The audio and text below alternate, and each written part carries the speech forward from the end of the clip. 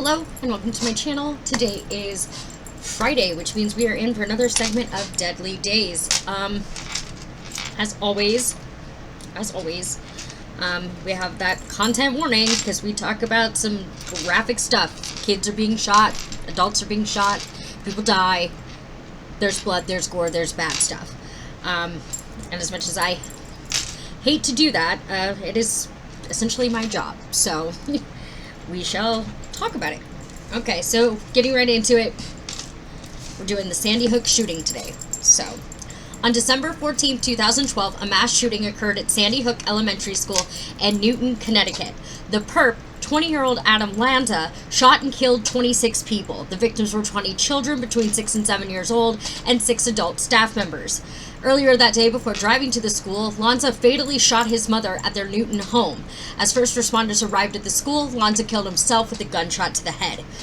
The incident is the deadliest mass shooting in Connecticut history and the deadliest in any elementary school in U.S. history. The shooting prompted renewed debate about gun control in the United States, including proposals to make the background check system universal and for new federal and state legislation banning the sale and manufacture of certain types of semi-automatic firearms and magazines which can hold more than 10 rounds of ammunition. A November 2013 report issued by the Connecticut State Attorney's Office stated that Lanza was acted alone and planned his actions but provided no indication of why he did so or why he targeted that particular school. A report issued by the Office of the Child Advocate in November 2014 said that Lanza had Asperger's syndrome and as a teenager suffered from depression, anxiety, and obsessive-compulsive disorder, but concluded that these factors neither caused nor led to his murderous acts. The report went on to say, quote, his severe and deteriorating internalized mental health problems combined with an atypical preoccupation with violence and access to deadly weapons provided a recipe for mass murder. As of November 30th, 2012, 456 children were enrolled in kindergarten through 4th grade at Sandy Hook Elementary School. The school's security protocols had recently been upgraded, requiring visitors to be individually admitted after visual and identification review by video monitor. Doors to the school were locked at 9:30 a.m. each day after morning arrivals.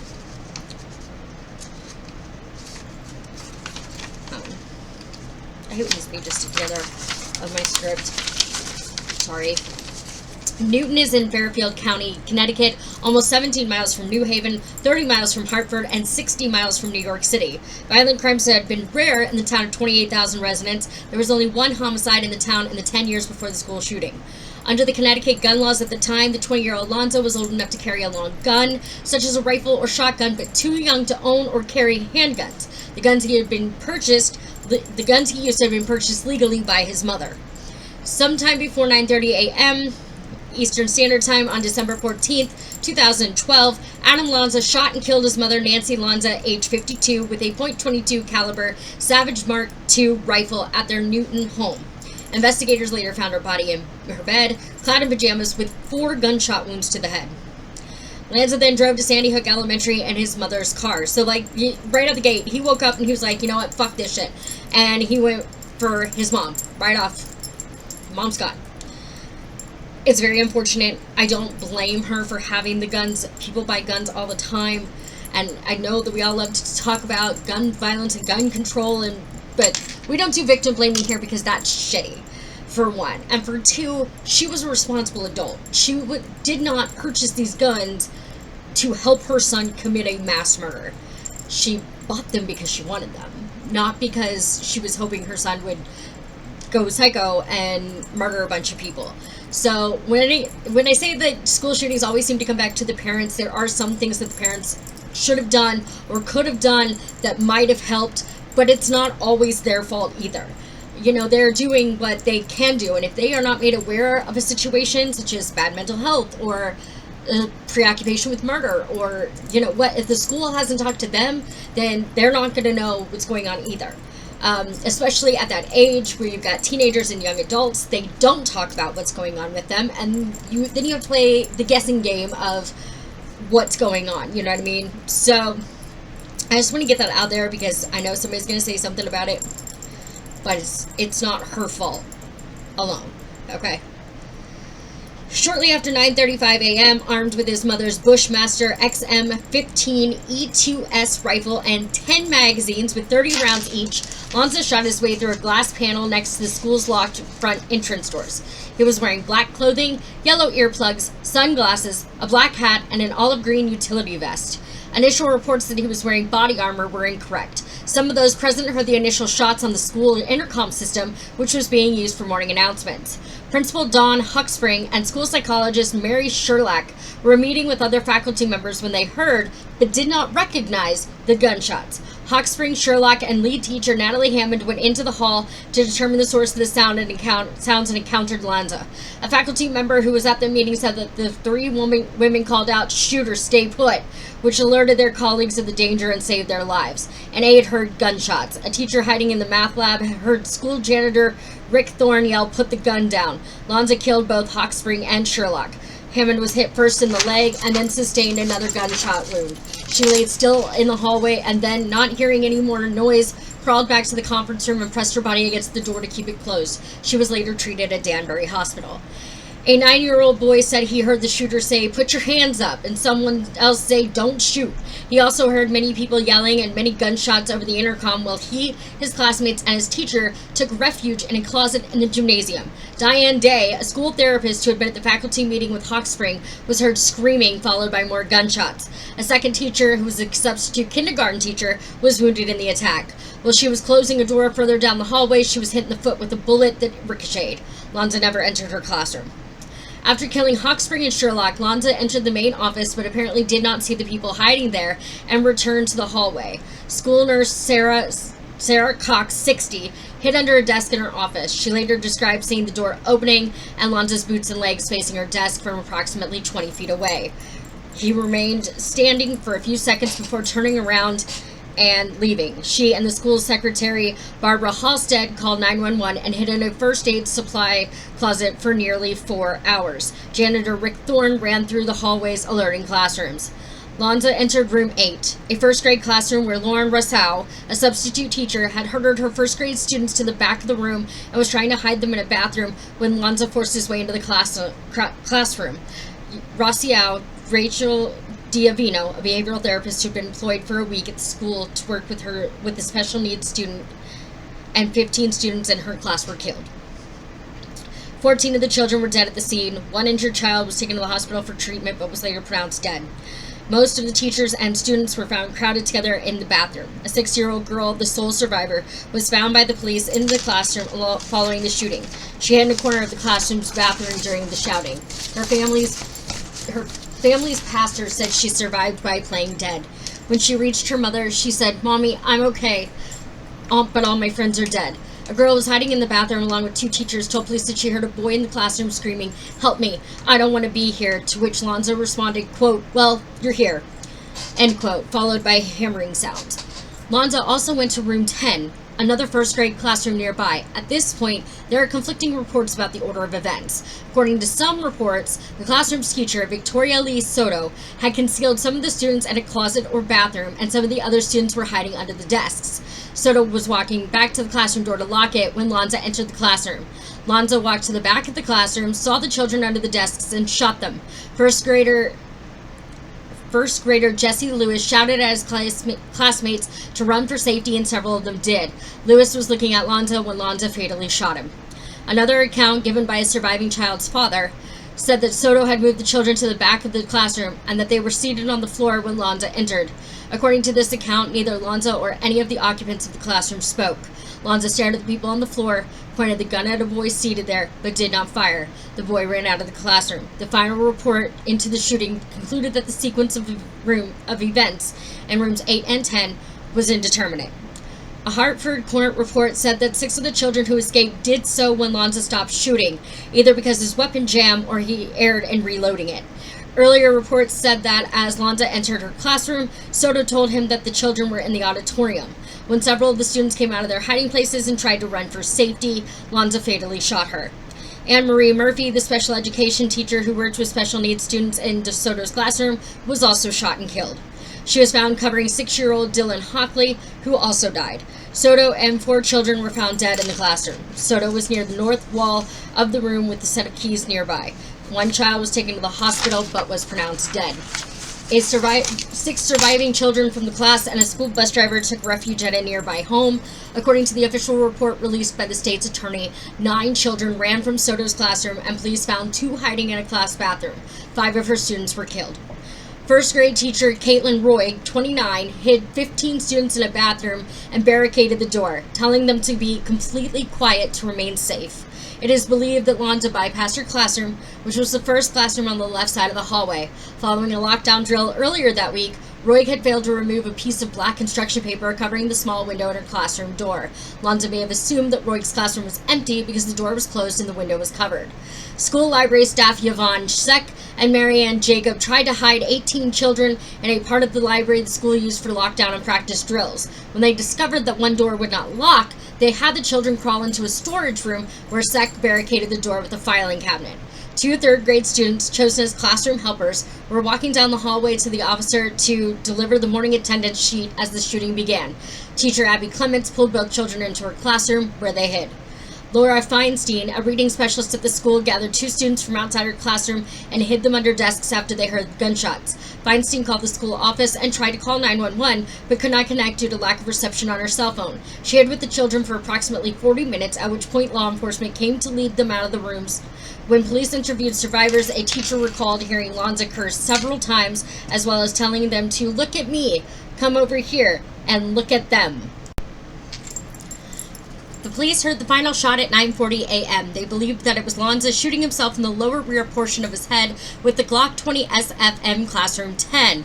Lonza's body was found wearing a pale green pocket vest over a black polo shirt over a black t-shirt, along with black sneakers, black fingerless gloves, black socks, and a black canvas belt.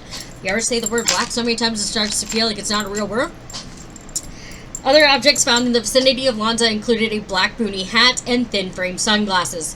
The Glock was found, apparently jammed, near Lonza, and the rifle was found several feet away from him. A 9mm Sig Sauer P226, which had not been fired during the incident, was also found on Lonza. Authorities determined that Lonza reloaded frequently during the shootings, sometimes firing only 15 rounds from a 30-round magazine. He shot all but 2 of his victims multiple times. Most of the shooting took place in 2 first-grade classrooms near the entrance of the school. The students among the victims totaled 8 boys and 12 girls, all either 6 or 7 years old, and the 6 adults were all women who worked at the school. Bullets were also found at least 3 cars parked outside the school, leading police to believe that he fired at a teacher who was standing near a window. The first call to 911 was around 9:35 a.m. Newton Police Dispatch first broadcast that there was a shooting at Sandy Hook Elementary School at 9:36 a.m., about 30 seconds after they received the first call. Connecticut State Police were dispatched at 9:37 a.m. Newton Police arrived at the school street at 9:39 a.m., approximately 3.5 minutes after the 911 call, and Connecticut State Police arrived at the school street at 9:46 a.m. Newton Police first entered the school at 9:45 a.m., approximately 9 minutes after the first 911 call and approximately 10 minutes after the shooting started. This was approximately 5 minutes after the last shot was heard. No shots were fired by the police. The Newton Police and Connecticut State Police mobilized local police dogs and police tactical units, a bomb squad, and a state helicopter. Police locked down the school and began evacuating the survivors room by room, escorting groups of students and adults away from the school. They swept the school for other shooters at least 4 times. At approximately 10 a.m., Danbury Hospital sent extra medical personnel in expectation of having to treat numerous victims. 3 wounded patients were evacuated to the hospital, where 2 children were later declared dead. The other was an unidentified adult.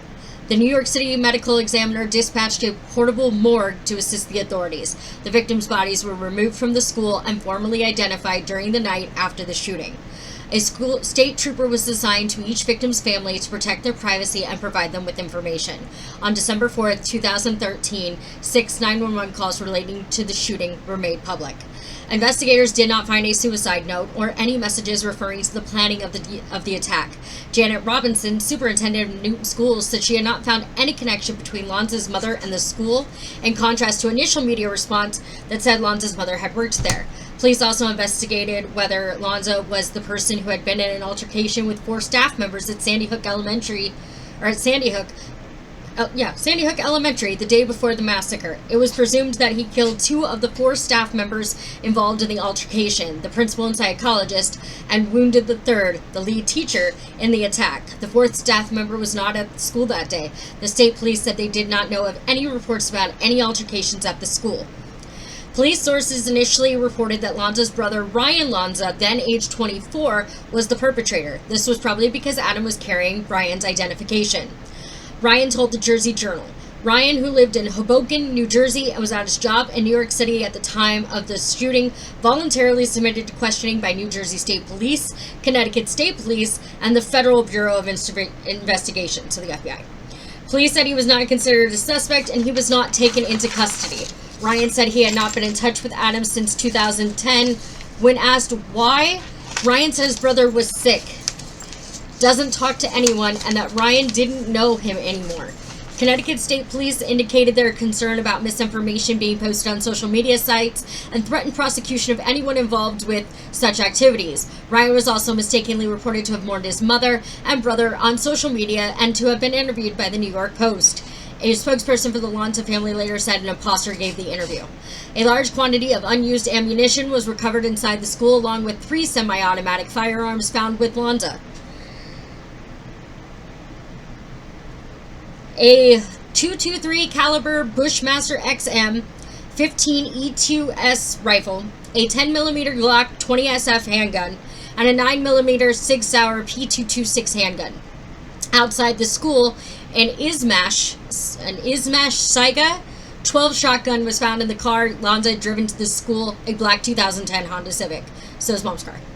On March 28, 2013, court documents released from the investigation showed that the shooting had occurred in the space of less than 5 minutes, with 156 shots fired, all by Lanza.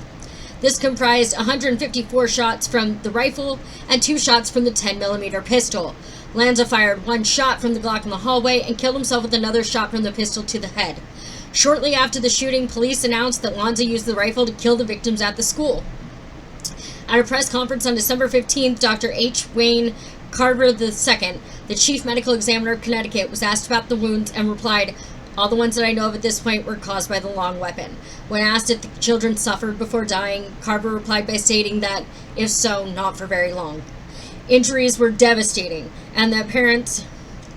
Carver, whose office autopsied the victims and who personally performed 7, said the injuries were devastating and the parents identified their children from photographs to spare them the sight. All the child victims were first graders and all were killed with Bushmaster XM15. Carver said the bullets used were designed in such a fashion the energy is deposited in the tissue so the bullet stays in. Investigators evaluated Lanza's body for evidence of drugs or medication through toxicology tests. Usually for an investigation of this type, DNA testing of Lanza was utilized. The results of the toxicology report were published in October 2013 and stated that no alcohol or drugs were found in his system. Lanza's autopsy showed no tumors or gross deformities in his brain. Lanza removed the hard drive from his computer and intentionally damaged it before the shooting, creating a challenge for investigators to recover data. As of the final report's publication, recovering data from the damaged drive had proven unsuccessful. Police believe that Lanza extensively researched earlier mass shootings, as they had found that Lanza had videos relating to the Columbine High School massacre and other shootings downloaded onto another hard drive, along with 2 videos of suicide by gunshot. Details of the investigation were reported by law enforcement officials at a meeting of the International Association of Police Chiefs and Colonels held during the week of March 11, 2013. An article published in the New York Daily News on March 17, 2013 provided purported details of this report by an anonymous law enforcement veteran who had attended the meeting. The source stated that the investigation had found that Lanza had created a 7 by 4 foot size spreadsheet listing around 500 mass murderers and the weapons they used, which was considered to have taken years of work and to have been used by Lanza as a score sheet. On March 18, 2013, Lieutenant Paul Vance of the Connecticut State Police responded the information from this meeting was law enforcement sensitive information and considered the release to be a leak. The March 28th documents also provided details on items found at Lanza's home, including 3 samurai swords, a newspaper article about the Northern Illinois University shooting, and a National Rifle Association certificate. The NRA denied that Adam Lanza or Nancy Lanza were members, and reporters noted that the NRA provides training certificate completion templates for courses offered by NRA certified instructors. A gun safe was found in a bedroom, and investigators found more than 1,400 rounds of ammunition and other firearms. At home, Lanza had access to 3 more firearms. These were legally owned by Lanza's mother. According to Time, authorities also found a photograph of Lanza holding a gun to his head at his home following his death. According to the New York Times, law enforcement officials commented that Lanza would spend most of his time in his basement doing solitary activities. According to the same officials, it has also appeared that Lanza, quote, may have taken target practice in the basement, end quote. The Hartford Courant reported that Lanza had edited Wikipedia articles related to mass shootings with the username KNBread. I don't know. The final report of the state attorney summarizing the investigation into the shooting was published on November 25th, 2013. It concluded that Adam Lanza had acted alone and that the case was closed. The report noted that Lanza had a familiarity with and access to firearms and ammunition and an obsession with mass murders. In particular, the April 1999 shootings at Columbine High School in Colorado. The reporter did not identify a specific motive for the shooting, stating, quote, the evidence clearly shows that the shooter planned his actions, including the taking of his own life, but there is no clear indication why he did so or why he targeted Sandy Hook. On the question of Lanza's state of mind, the report noted, quote, significant mental health issues that affected his ability to live a normal life and to interact with others, even those to whom he should have been close. What contributions this made to the shootings, if any, is unknown, as those mental health professionals who saw him did not see anything that would have predicted his future behavior. End quote. The police found no evidence that Lanza had taken drugs or medication that would have affected his behavior, and observed, why did the shooter murder 27 people, including 20 children? Unfortunately, that question may never be answered conclusively, despite the collection of extensive background information. Hold on, sorry.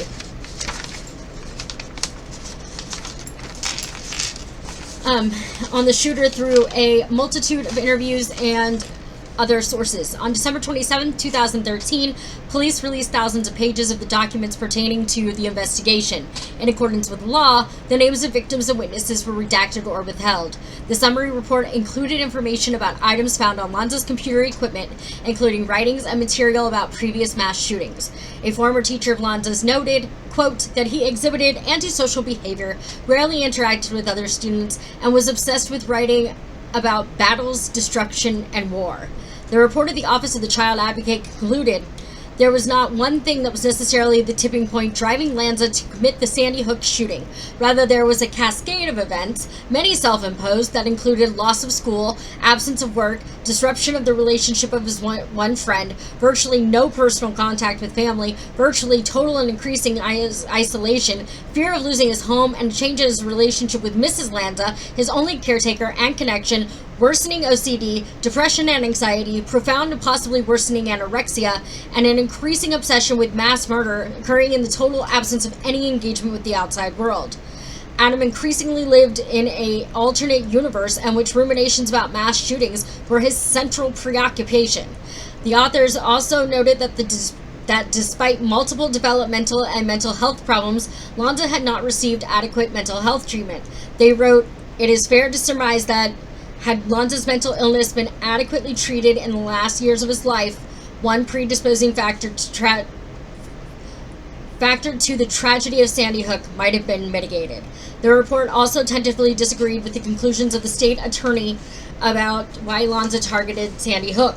They noted that according to the FBI, shooters likely target places or people that are familiar to them. The elementary school may have been targeted because he could overpower people, a dynamic that is very important for mass shooters as they do not want to be thwarted.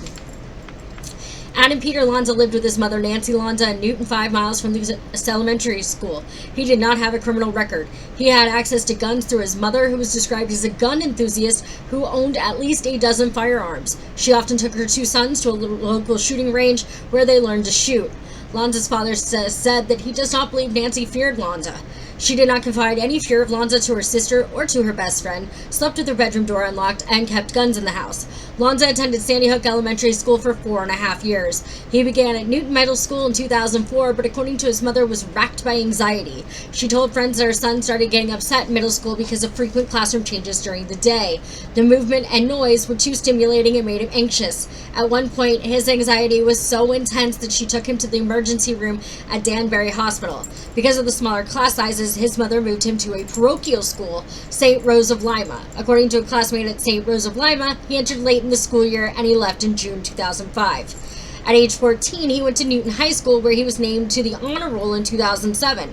Students and teachers who knew him in high school described Lanza as intelligent but nervous and fidgety. He avoided attracting attention and was uncomfortable socializing. He is not known to have had any close friends in school. Schoolwork often triggered his underlying sense of hopelessness, and by 2008, when he turned 16, he was only going to school occasionally.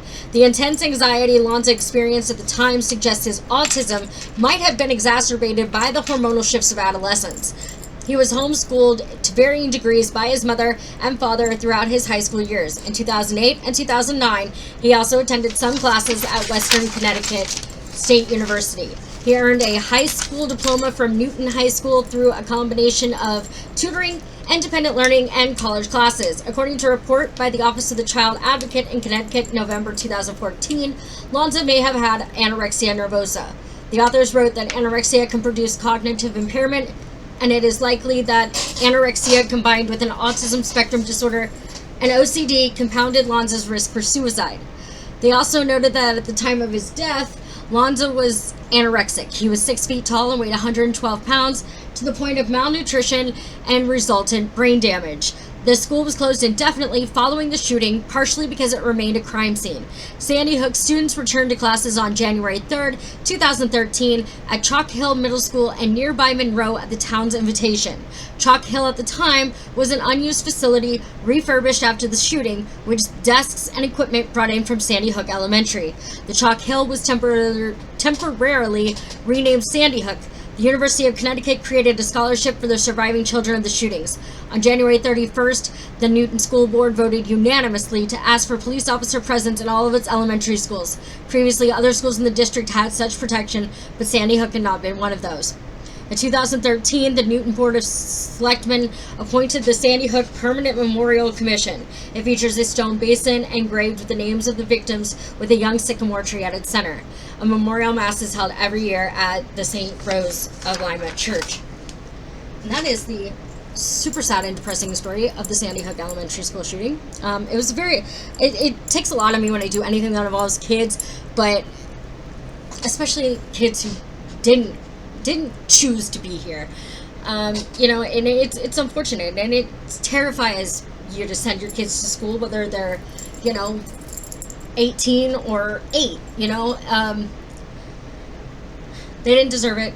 Neither did the adults that were there. It's just a really messed up thing to happen, and my thoughts and prayers are with those families, because I know it doesn't get easier and it doesn't get better. You just learn to deal with it. Anyway, that's it for me.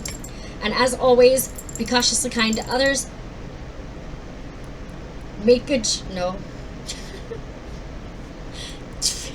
Don't do anything I wouldn't do. Be cautiously kind to others and make good choices. I'll see you all later. Bye.